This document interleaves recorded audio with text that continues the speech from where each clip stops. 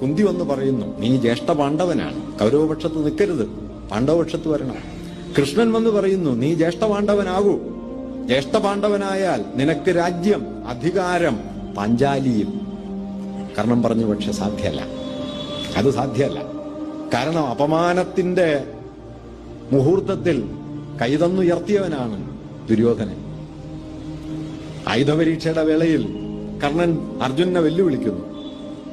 ദ്വന്ദ്വയുദ്ധത്തിന്റെ വ്യവസ്ഥകൾ അറിയുന്ന കൃപാചാര്യർ ദ്വന്ദ്വയുദ്ധത്തിന്റെ നടത്തിപ്പിനായി വരുന്നു.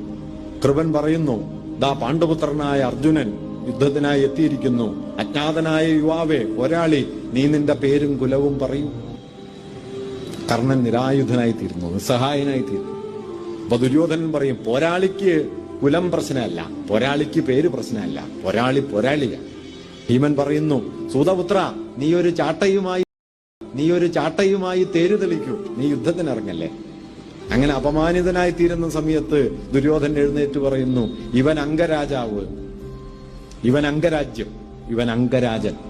അങ്ങനെ നിത്യാപമാനത്തിന്റെ മുഹൂർത്തത്തിൽ കൈവിടച്ച് ഉയർത്തിയ ഒരാളാണ് ദുര്യോധനൻ. ദുര്യോധനെ കൈവിട്ടുകൂടാ. കർണൻ അറിയാഞ്ഞിട്ടല്ല ദുര്യോധനിൽ അധർമ്മമുണ്ട്, ദുര്യോധനന്റെ നില അധാർമികമാണെന്ന് അറിയാഞ്ഞിട്ടുമല്ല.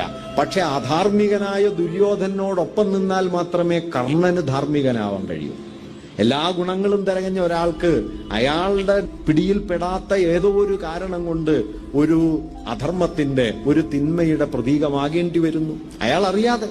കർണൻ അങ്ങനെ ഒരാളാണ്. അയാൾക്ക് അധർമ്മത്തിന്റെ പക്ഷത്ത് നിന്നേ പറ്റൂ, എങ്കിൽ മാത്രമേ അയാൾക്ക് ധർമ്മിഷ്ഠനാകാൻ പറ്റൂ.